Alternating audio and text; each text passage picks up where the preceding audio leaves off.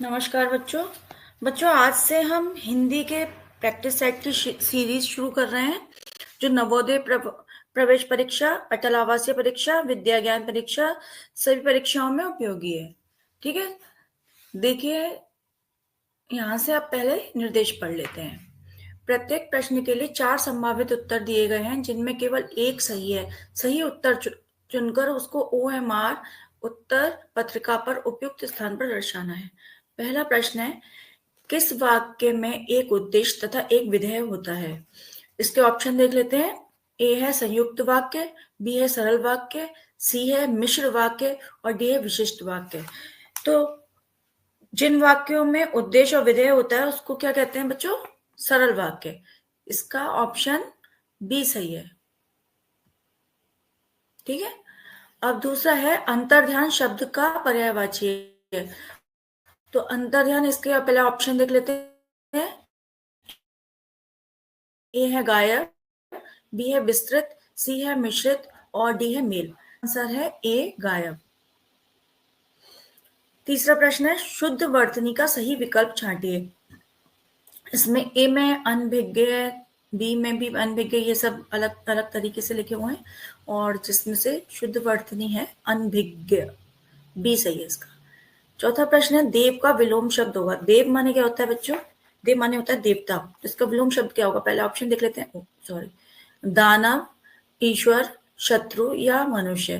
तो इसका सही विलोम शब्द होगा दानव। ठीक है, अच्छा अब अगला पांचवा देख लेते हैं। लालिमा शब्द संज्ञा है।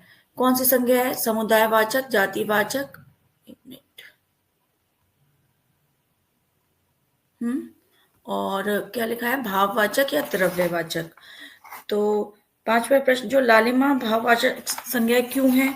क्योंकि भाववाचक संज्ञा से किसी प्राणी पदार्थ के गुण, भाव, स्वभाव या अवस्था का बोध होता है, जैसे भलाई, वीरता या मिठास आदि।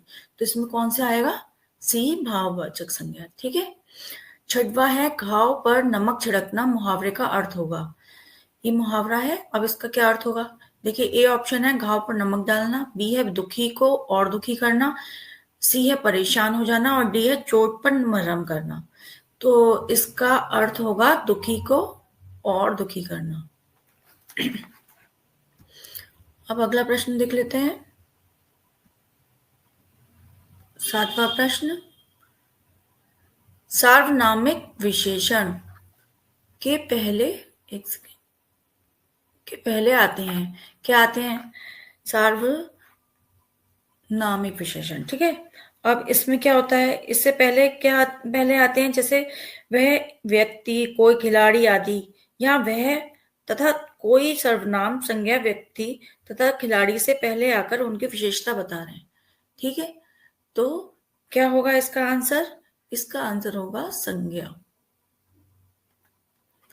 आठवां प्रश्न है, स वर्ण का उच्चारण स्थान है। तो स वर्ण का उच्चारण स्थान दंत है। आप बोल के देखेंगे, दांत से ही होता है इसका उच्चारण, है ना। और कौन से होते हैं? त, थ, द, ध, ये भी दंत होते हैं। नौवा क्या है? कामना शब्द का बहुवचन है। कामने, कामनो, कामाने और कामनाएं। तो इसका डी सही है, कामनाएं। ठीक है, अब है डी, सॉरी, 10वां प्रश्न, राहुल के अनुत्तीर्ण होने पर उसके पिता ने उसे बुरा भला कहा। वाक्य के रेखांकित कथन के स्थान पर दिए हुए मुहावरों में से किसका प्रयोग ठीक रहेगा? रेखांकित क्या है? पहले ये देखिए, बुरा भला कहा। ठीक है, तो अब पहले ऑप्शन देख लेते हैं। कलेजे का टुकड़ा, खाक में मिला दिया, सी कालिक पोती और डी खरी खरी खोटी सुनाई। तो भला बुरा कहा, है ना, इसके हिसाब से आपको प्रयोग करना है। तो इसका डी सही होगा, खरी खोटी सुनाई। अब अगला देखते हैं। अब अब है अनुच्छेद। ठीक है, अब हमें अनुच्छेद पढ़ना होगा और इसके हिसाब से हमें प्रश्नों के आंसर भी देने हैं।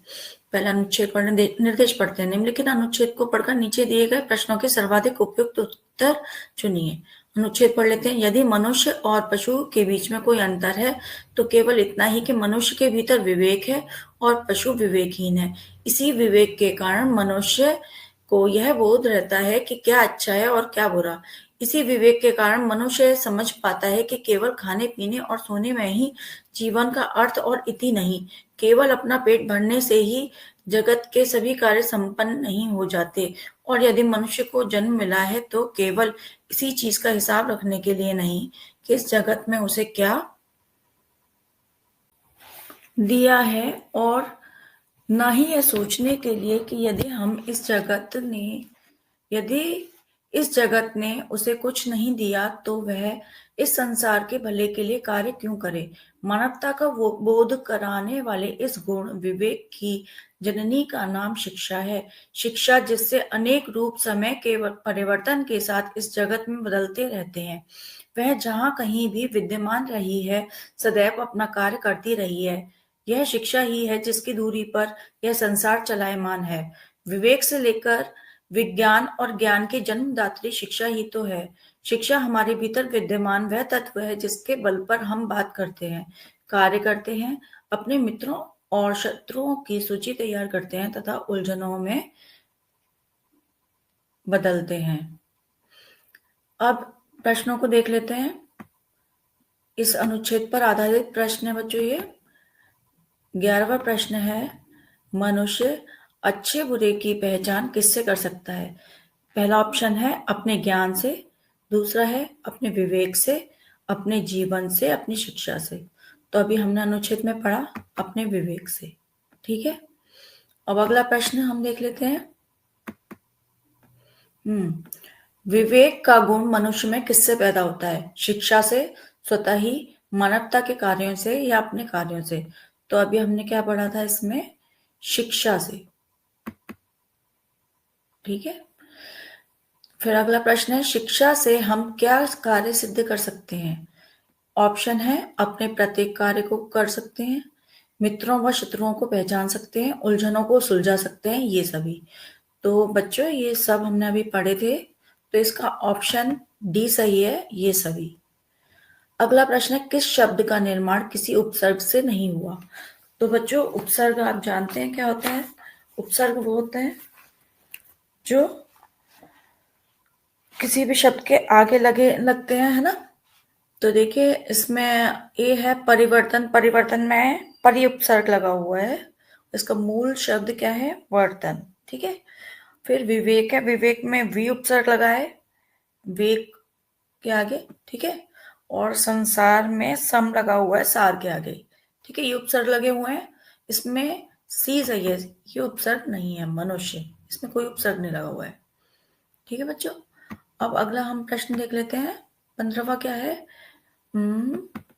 विवेक से किस गुण का बोध होता है? विज्ञान का, मानवता का, मित्रता का या शत्रुता का? तो ऑप्शन क्या होगा इसका? मानवता का। ये मानवता का गुण है, ठीक है। ये ऑप्शन सही, ठीक है। ये प्रैक्टिस जो सेट होते हैं बच्चों, वो बहुत जरूरी होते हैं।